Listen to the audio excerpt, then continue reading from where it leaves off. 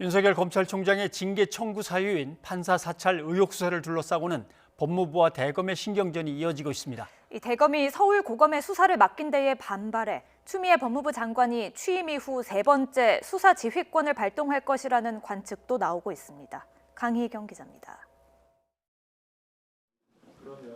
조남관 대검찰청 차장검사는 대검 감찰부가 수사하고 있던 윤석열 총장의 판사 사찰 의혹 사건과 법무부의 수사 의뢰 사건을 모두 서울고등검찰청에 배당했습니다.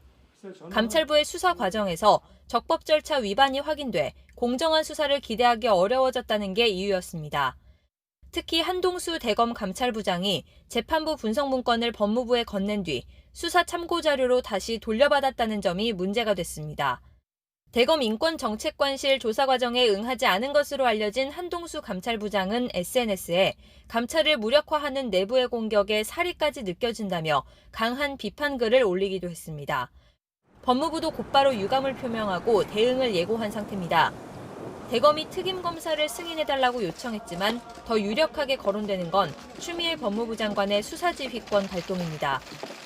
법무부는 입장문에서 대검 차장검사의 지시가 사실상 총장의 지시라고 규정했는데 장관의 수사 지휘는 검찰총장에 대해서만 할 수 있다는 점을 염두에 둔 것으로 보입니다.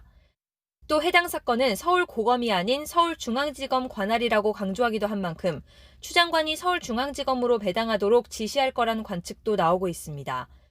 다만 윤 총장은 이해충돌 문제로 이미 사건을 회피한 상황이라 지휘권을 행사하는 게 적절하지 않아 보일 수 있고 그렇다고 대검 차장검사를 상대로 지휘권을 발동한다면 적법성 논란이 불거질 수 있습니다. 추 장관은 취임 후 벌써 2차례, 사건 수로는 6건에 대해 지휘권을 발동한 만큼 같은 카드를 다시 꺼내들기엔 부담이 따르는 것도 사실입니다. 특히 윤석열 총장 징계위원회가 임박한 만큼 추미애 장관은 결과를 지켜본 뒤에 결단을 내릴 가능성이 커서 구체적인 수사 주체와 방식도 징계위 이후에 윤곽이 드러날 것으로 보입니다. YTN 강희경입니다.